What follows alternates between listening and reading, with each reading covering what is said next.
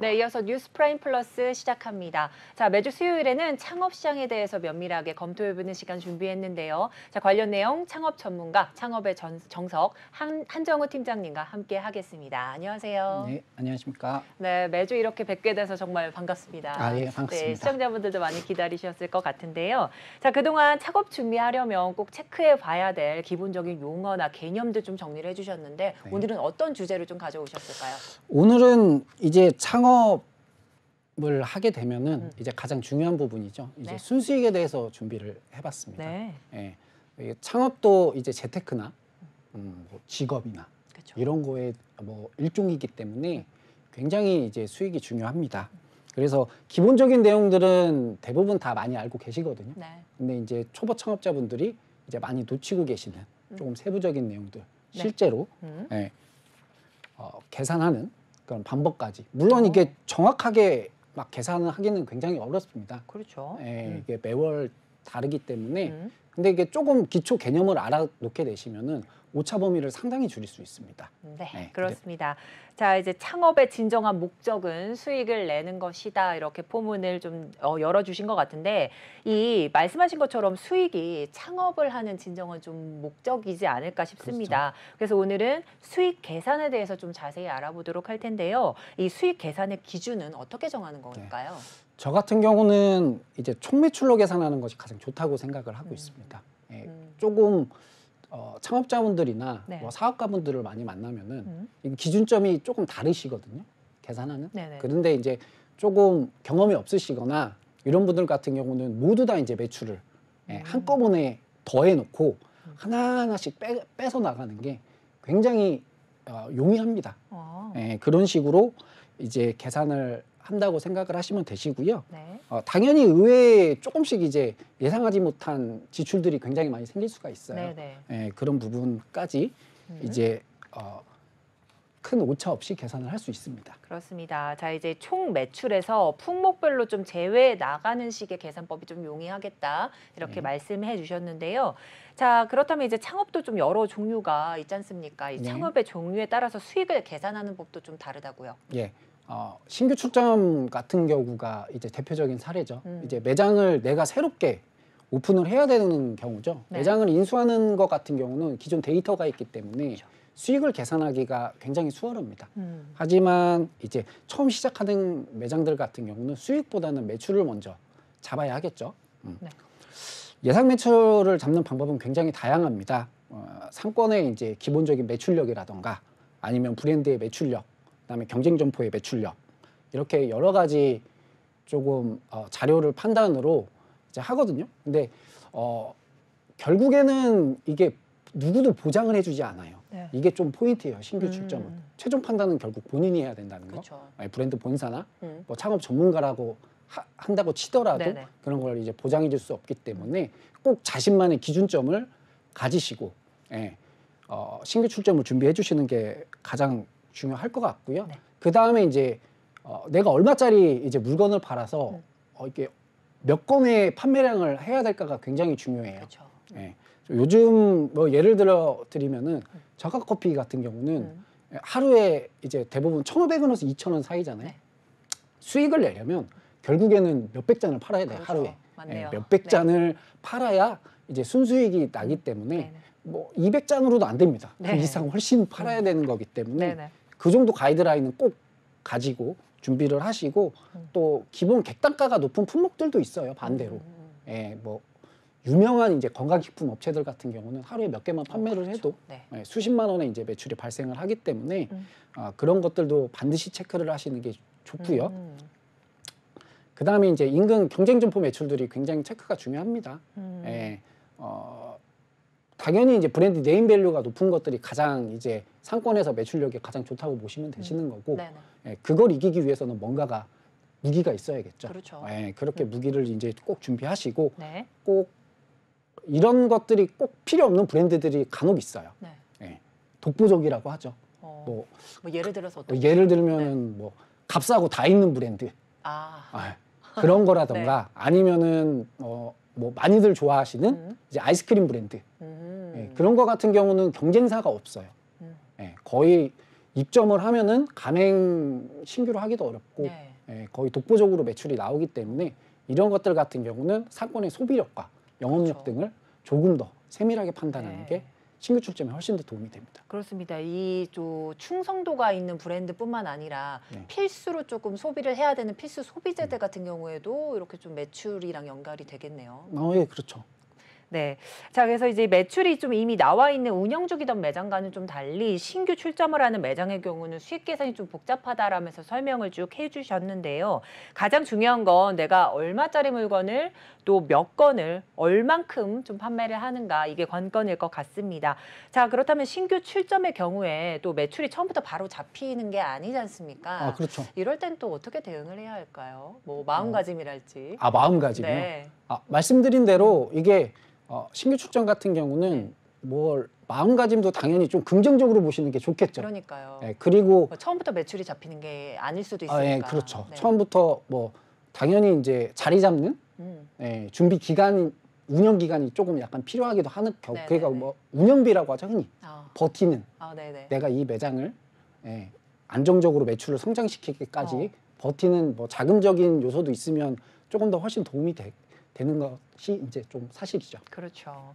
자, 근데 이제 운영 중인 점포 매출을 좀 확인을 하려면 어떤 방법이 좀 있을 것 같은데 어떤 네. 게 있을까요? 요즘 같은 경우는 운영 중인 점포 매출 확인하기가 굉장히 쉽습니다. 수월합니다. 네. 거의 대부분 뭐 저도 그렇고 거의 모든 사람들이 신용카드나 체크카드를 많이 사용하시기 때문에 네네. 이게 자동으로 국세청에 신고가 됩니다. 현금 영수증도 마찬가지고요. 네.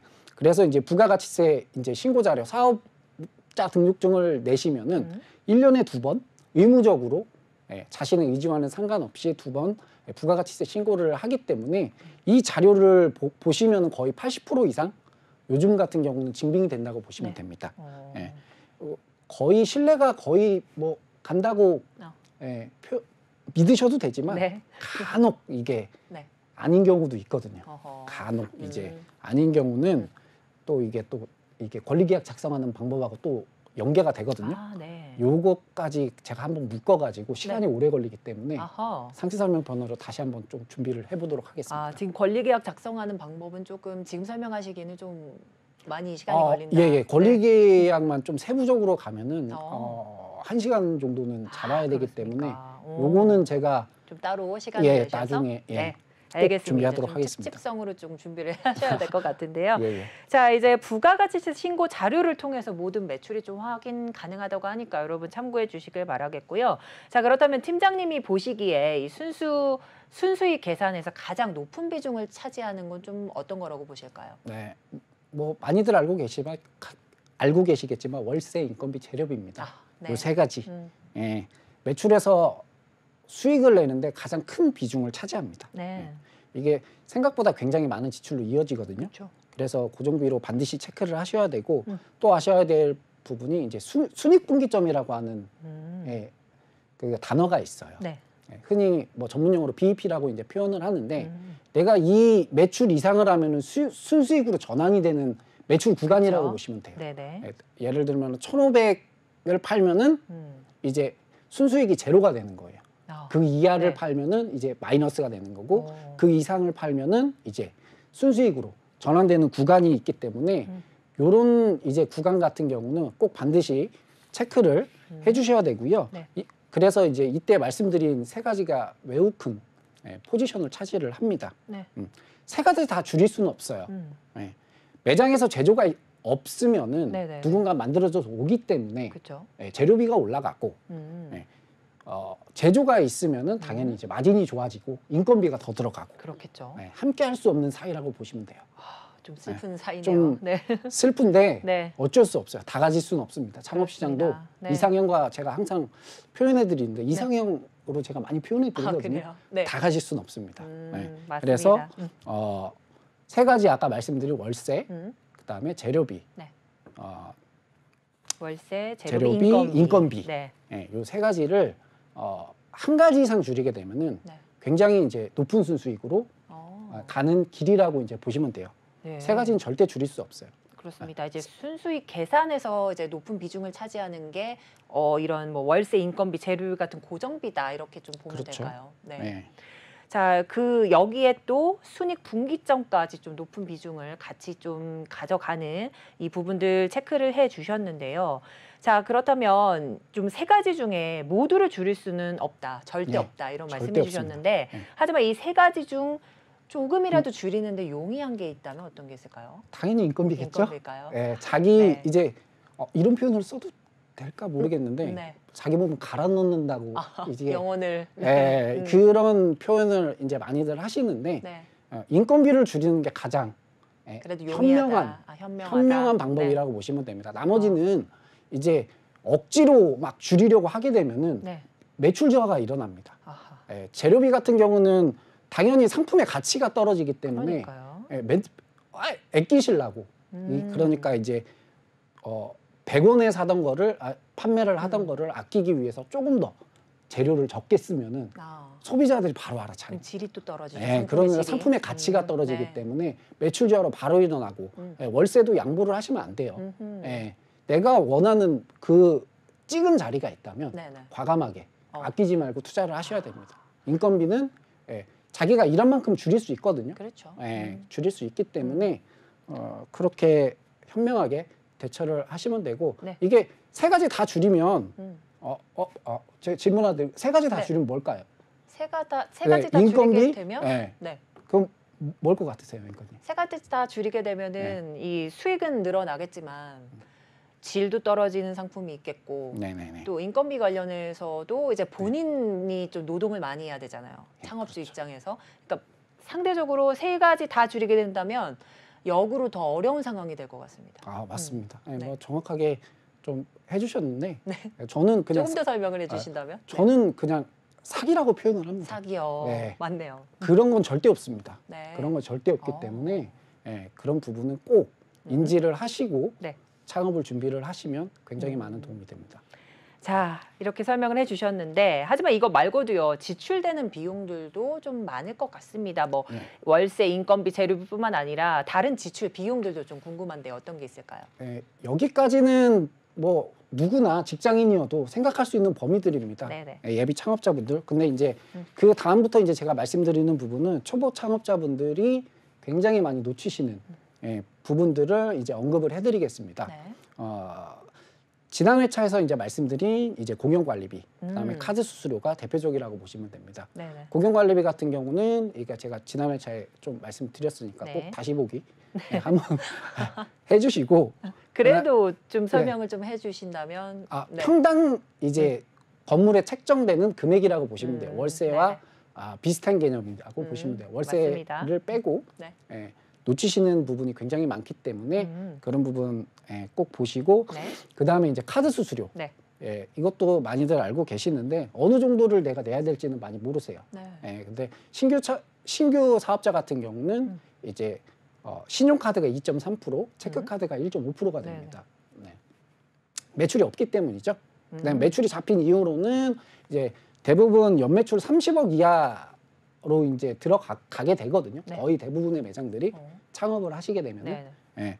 그러면 이제 우대 수수료율이 적용이 됩니다. 2022년 기준으로는 이제 매출 구간에 따라 조금 틀린데요. 네네. 0.5%에서 1.3% 정도 보시면 됩니다. 그러니까 평균적으로 그냥 1에서 2% 정도 카드 매출에서 제외한다고 생각을 하시는 게 굉장히 좋습니다. 네네. 이게 모이게 되면은 뭐 아시겠지만 또 몇십에서 몇백 단위. 그렇게 되겠죠. 매출이 큰 매장들은 상당합니다. 몇백 단위가 되기 때문에 꼭 체크를 해주시고 요즘에는 또 이제 배달 관련 비용이 조금 추가가 됐어요. 네. 이게 코로나 이후로 굉장히 많이 추가가 됐는데 그래도 이제 요즘에는 조금 덜한 편인데 특정하게 좀 배달 매출이 나오는 이제 아이템 군들이 있거든요. 맞습니다. 그런 거 같은 경우는 꼭 반드시 체크를 하셔야 돼요. 어. 왜냐하면 이게 총매출로 들어가는 경우가 많아요. 상당히.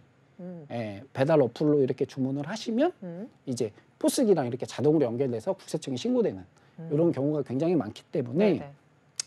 배달 관련 비용은 따로 생각을 하셔야 됩니다. 그래서 배달 대행료 개념하고 어플 수수료 개념은 꼭 알고 계셔야 되는데 대행료 같은 경우는 조금 지역이나 이제 배달 대행사마다 좀 다르다고 보시면 돼요. 예.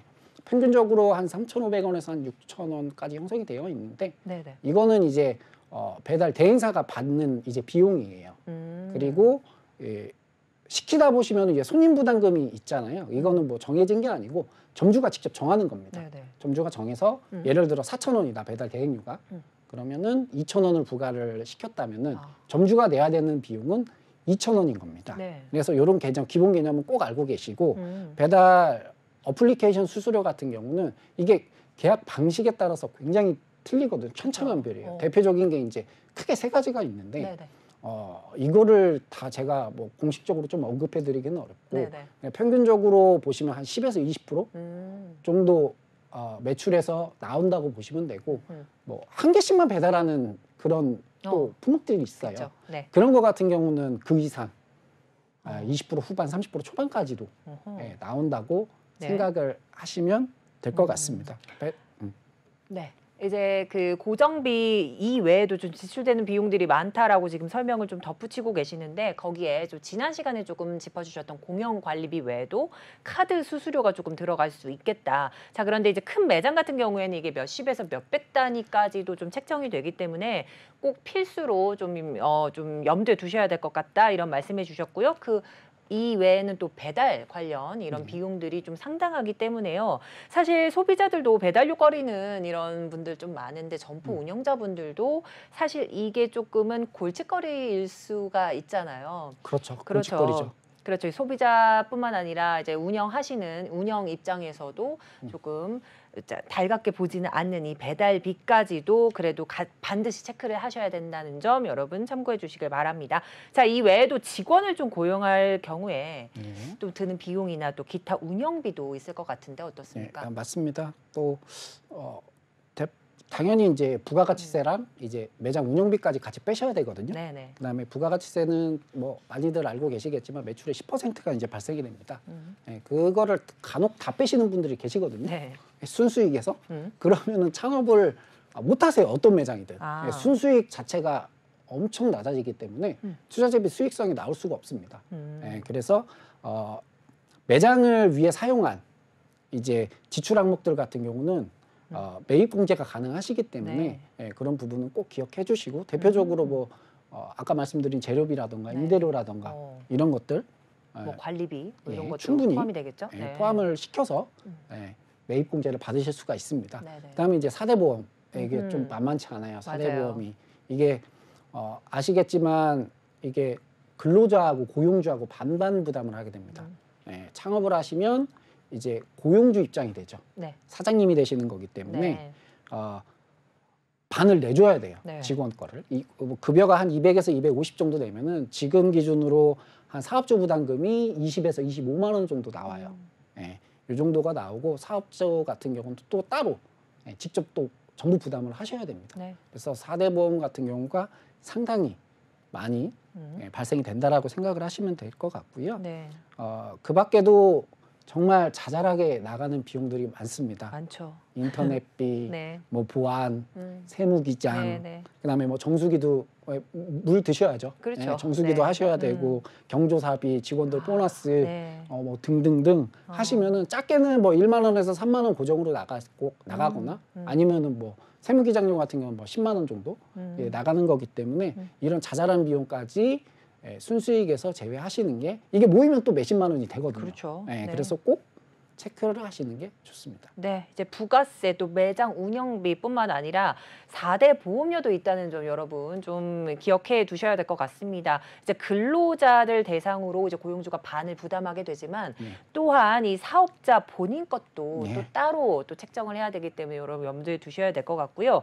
이 밖에도 뭐 인터넷 사용을 하셔야 되겠고 보안 업체도 조금 쓰셔야 되겠고 거기에 정수기랄지 뭐 여타 좀 기타 좀 재료비들이나 기타 비용들이 좀 많이 들기 때문에 이것 또한 좀 참고하셔서 이 매출과 관련해서 좀 계산을 하셔야 되겠다 이런 말씀해 주셨습니다. 자, 또 가장 중요한 세금 문제가 있습니다.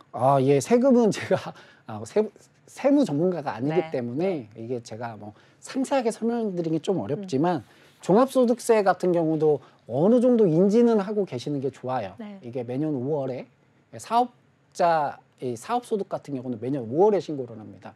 그래서 이게 동일 매출이라도 제가 운영하는 거랑 앵커님이 운영하는 거랑 이게 소득세가 달라요. 네. 예, 다르기 때문에 이런 거를 뭐 정확하게 철저하게 월별로 이렇게 빼시는 것보다는 네. 어느 정도 그냥 내가 이 정도 벌었으니까 이 정도는 내야 된다.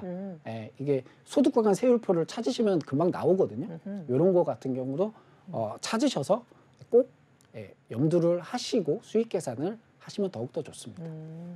네, 그렇습니다. 종합소득세라고 여러분들 많이 알고 계실 이제 5월에 신고할 그 세금이 있는 점 좀 참고해 주시고 결국 같은 매출이라도 개인의 차이가 조금 심하다는 네, 그렇죠. 이 점도 여러분 염두에 두셔야 될 것 같습니다.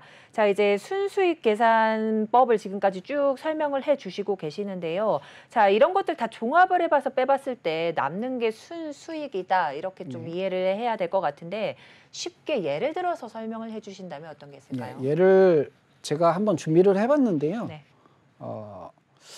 매장 매출이 이제 3천만 원 정도 나오는 커피 전문점을 예로 제가 설명을 드리겠습니다. 네. 인건비를 이제 500만 원 정도 책정을 했고요. 네. 재료비는 한 33% 정도 적용을 했습니다. 네. 임대료는 400만 원, 관리비는 한 100만 원 정도 나오면 점주님한테 한 1,010만 원 정도가 떨어져요. 네. 네. 여기서 이제 다 인건비, 재료비, 임대료는 변동성이죠. 모두 다 네 가지가. 네. 여기서 이제 자신이 쓸 인건비와 선택한 업종이나 이제 브랜드의 재료비를 여기다 대체를 하시면 됩니다. 이렇게 하시고 이제 배달 매출이 한 300 정도 나왔다라고 가정을 하면은 뭐 배달 이제 수수료가 한 60만 원 내외 정도 아마 나오실 거예요. 네네. 그리고 카드 수수료 1.5% 적용하시면 한 45만 원. 네. 그다음에 4대 보험료 직원 한 명 쓴다고 하시면 한 60만 원 정도. 그다음에 뭐 전화 인터넷 5만 원, 보안 관련 뭐 9만 원, 네. 청소 5만 원, 그다음에 뭐 세무기장 10만 원, 화재 보험 5만 원. 네. 그다음에 뭐 경조사 기타 잡비 한 15만 원 정도 제외를 하시게 되면은 이게 한 200만 원 초반 정도가 돼요. 그러면은 점주님께서 이제 가져가는 실수익은 796만 원 정도가 됩니다. 네, 이거는 세전 수익이고요. 여기서 이제 부가가치세하고 종합소득세를 빼면은 이제 점주님의 사업주가 가져가는 순수익이 됩니다. 네. 좀 긍정적으로 보시면 한 7, 800 정도 되실 거고 부정적으로 보시면 6, 700 정도 네. 가져간다고 오차 범위를 조금 이렇게 넓게 네. 가져가시는 것이 좋을 것 같습니다. 네, 그렇습니다. 자, 그래서 순수익 계산법까지 이렇게 좀 정리를 해 주셨는데 자, 그렇다면 누구나 쉽게 할 수 있는 순수익 계산 방법 조금 더 정리를 해 주신다면 어떤 게 있을까요? 아, 예. 제가 아까 말씀드렸던 이것만 알고 계시면 어떤 업종, 어떤 브랜드를 갖다 놔도 네. 예, 대략적인 수치가 가능합니다.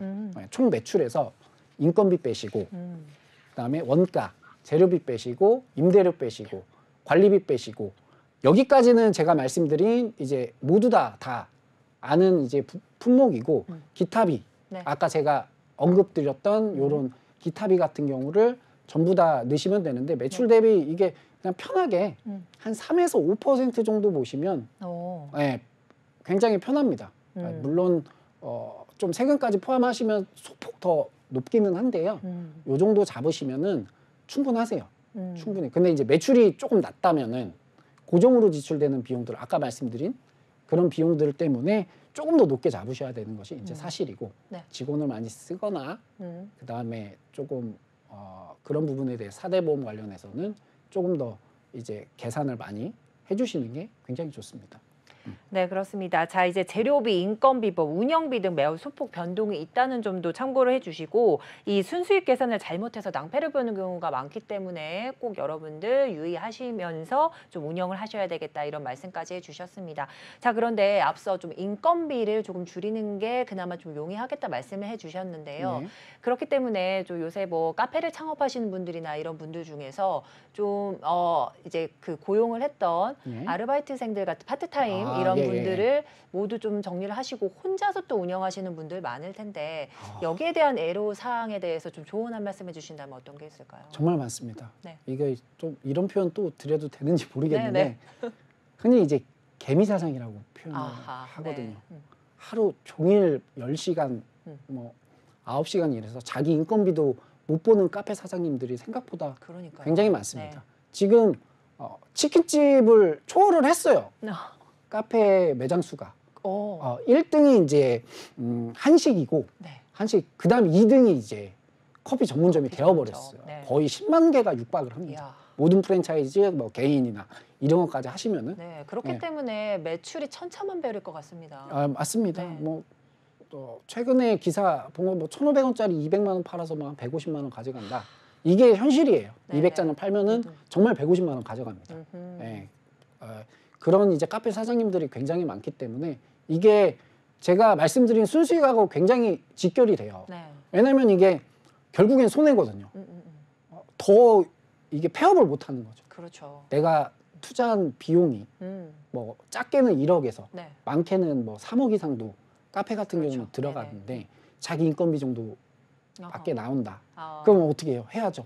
그렇죠. 근데 폐업은 못 하고 맞습니다. 이렇게 버티다가 어. 이제 결국에는 어떻습니까? 폐업을 합니다. 결국에는 1, 2년 버티시다가 네네. 대부분 폐업을 하세요. 왜냐하면 이게 회의감이 많이 드시거든요.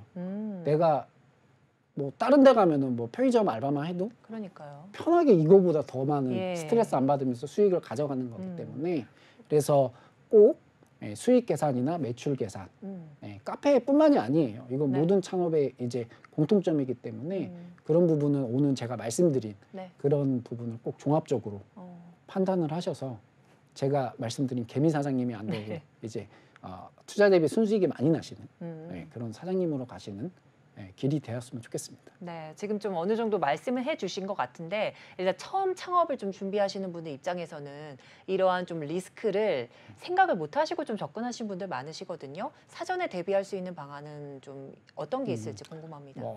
그나마 요즘은 좀 덜합니다. 그나마 이제 조금 인터넷에 네. 많은 정보들이 생각보다 있기 때문에 예전보다는 훨씬 더 덜한 건 사실이에요. 예비 창업자분들도 네네. 지식이 이제 상당히 많으시지만 조금 결정적인 부분을 많이 놓치시거든요. 그런 부분들은 이제 아까 말씀드린 이제 내가 여기서 매출을 얼마를 발생시켜야 되는데 이게 자기 판단만 가지고 하시는 분들이 굉장히 많아요. 잘 될 거다. 지인들이 맛있다고 했다. 창업하시는데 지인분들 별 도움이 안 돼요. 네. 꼭 객관적인 자료를 토대로 대중적인 아이템으로 접근을 이제 하시는 게 굉장히 좋습니다. 네, 그렇습니다. 자, 그렇다면은 이제 상권이 좋으면은 내 사업도 좀 성공하지 않을까? 이런 기대감으로 시작하실 것 같은데 그렇다고 해서 상권이 아무리 좋지만 만약 예를 들어 지금 카페 이야기 좀 나누고 계시니까 예. 그 카페가 너무 포화 지역이지만 상권은 좋다. 아하. 어떻습니까? 이게 조금 매출력을 봐야겠죠, 브랜드랑. 네. 이게 결국에는 초보 창업자분들이 조금 자신이 없다면 좀 굵직한 브랜드를 선택하는 것도 굉장히 좋은 방법이에요. 근데 이제 초기 투자 비용이 좀 많이 들죠. 그렇죠. 초기 투자 비용이 조금 많이 들고 마진이 조금 박하다라고 생각을 하시면 되는데 브랜드에 대한 이제 검증이 되어 있어요. 네네. 그래서 그런 부분을 생각을 해주시고 그다음에 또 커피 전문점이 많다고 이제 요즘은 어쩔 수 없어요. 네. 많은 곳에 오픈을 하셔야 됩니다. 외곽에다가 오픈을 하시려면은 이제 크게 이제 대형 평수로 뭐 100평, 200평, 300평 이렇게 하시는 방법밖에는 없어요. 이제는 그 정도로 그렇죠. 카페가 많아졌기 때문에 상권이 좋고 나쁘고를 떠나서 경쟁은 그냥 무조건 커피가 있다라고 생각을 이제 해주시면 카페는 조금 더 좋을 것 같습니다. 그러니까 카페를 보면은 이 좀 도심 지역에 좀 소규모로 좀 창업하시는 분들도 계시고 굉장히 많죠. 야외로 저희가 이제 뭐 드라이브 겸해서 나가서 가게 되는 대형 카페들도 많지 않습니까? 예, 대형 카페 많죠. 이 처음 초기 창업을 하실 때 좀 어느 선에서 좀 접근을 하셔야 될지 좀 궁금한데요. 이 대형 카페는 개인이 좀 하기 어려운 자금대가 많습니다. 네. 대부분 법인에서 요즘은 출자를 합니다. 네네. 개인이 할 수 없는 수준이에요. 몇십억이 들어가기 때문에 건물을 해가지고 인테리어만 몇 억이 나와요. 그래요. 100평 인테리어 뭐 이게 어설프게 또 할 수가 없잖아요. 네. 사람들이 찾아오는 거기 때문에 뭐 아메리카노 한 잔에 뭐 5,000원씩 뭐 6,000원씩 하죠. 그런 데들은 조금 개인이 출점하기는 조금 그 안에서도 또 경쟁을 해야 되기 때문에 그러니까요. 그래서 개인 출점하시기는 조금 많이 부담스러울 우시기 때문에 네네. 아까 말씀드린 도심 속에서 도심 속에서. 예, 사람들이 유동이 많고 많이들 이제 데일리로 먹을 수 있는 네. 공간에서 잘 찾아서 예, 커피도 영업력이 생각보다 중요합니다. 그렇죠. 네. 예, 옆에 손님도 충분히 뺏어올 수 있습니다. 예, 충분히 그런 자신만의 영업력이나 이런 것들 가지시고 말씀드린 대로 이런 것들이 조금 너무 자신이 없다면 예, 굵직한 브랜드, 굵직한 브랜드로. 예, 조금 비용이 들더라도 네. 예, 그렇게 투자를 진행하시는 것이 바람직하다고 생각을 합니다. 네, 저도 생각을 해보면은 이제 그 교외로 나가서 있는 그 대형 카페들 정말 커피값이 비쌌는데 그런 이유가 다 있군요. 예, 맞습니다. 투자 비용도 좀 있기 때문에 그러신 예. 것 같은데, 자 그렇다면 이미 교외 이제 외곽에 땅이 있거나 집이 있거나 본인의 집을 좀 리모델링해서 좀 해보겠다 이러시는 분들한테는 좀 추천해 주시는 이런 입장이실까요? 아니요, 추천드리지 그게 않습니다. 아닙니까? 예, 왜냐하면 제가 맨 처음에 방송에서 언급드린 부분하고 네. 이게 또 일맥상통하는데 네네. 이게 커피만 만들 수 있다고 금방 만들어요. 네, 바리스타 네, 자격증 네, 네. 금방 따고. 하지만 컨셉이랑 이런 맛을 정하기까지가 이게 대중으로 검증을 받는다는 것 자체가 굉장히 어렵습니다. 그렇죠. 예, 이게 보장이 되지가 않기 때문에 잘못하면은 정말 뭐 엄청난 손실을 예, 맞네요. 얻을 수 있기 때문에 개인적으로는 정말 뭐 조금 되어 있는데 예를 들어서 조금 이제 매출이 저조한데 나는 조금 기술이나 영업력을 가지고 있다. 네네. 그러면은 그렇게 하는 게 조금 더 아. 외곽은 조금 더 좋아요. 네. 신규로 그냥 좋아 보이니까 당연히 좋아 보이죠. 저도 하고 싶어요. 네. 예, 그렇지만 너무 리스크가 예, 크기 때문에 네네. 그런 것들은 꼭 조심하셔야 될 게 아니고 쳐다보시면 안 돼요. 네네. 예, 그런 것들은 절대 하지 마시고 예, 그렇게 하고 싶다면 제가 말씀드린 대로 이제 자신만의 레시피나 그런 노하우가 반드시 네. 있고 조금 이제 저조한 점포를 조금 싸게 인수를 하셔서 뭐 인테리어를 새로 하신다던가 이렇게 개편을 하시는 방법이 네. 조금 더 좋을 거라고 저는 보고 있습니다. 자 그리고 제가 최근에 좀 독특한 운영 방식을 가지고 계시는 분들 봤는데 이제 부동산이 좀 침체기가 계속 오래되다 보니까 부동산 업을 하시는 분들도 이제 찾아오시는 손님들이 없어서 따로 좀 조그맣게 뭐 붕어빵 장상을 한다든지 좀 부업으로 조금 그 가게를 일부를 사용하시는 분들이 계시더라고요. 예, 예. 아예 폐업을 하기에는 조금 리스크가 크고 하다 보니까 일부 좀 짜투리 공간을 그렇게 사용하시는 것 같은데 어떻게 보실까요? 이게 샵인샵 개념이죠. 그렇죠. 예, 네. 매장 속에 매장이 있는 건데 좀 긍정적으로 보지는 않습니다. 대부분 신경을 더 쓰는 경우가 많아요. 예, 내가 그거를 운영하기 위해서 네. 재료 발주도 하셔야 되고 직원도 뽑아야 되고 가서 이제 손님 응대도 하셔야 맞아요. 되고 이렇게 하다 보면은 아까 말씀드린 것처럼 자기 인건비도 못 건져가고 아하. 투자 비용은 투자 비용대로 맞네요. 들어가고 이렇게 하실 거면은 창업은 어설프게 하시면 안 돼요. 네.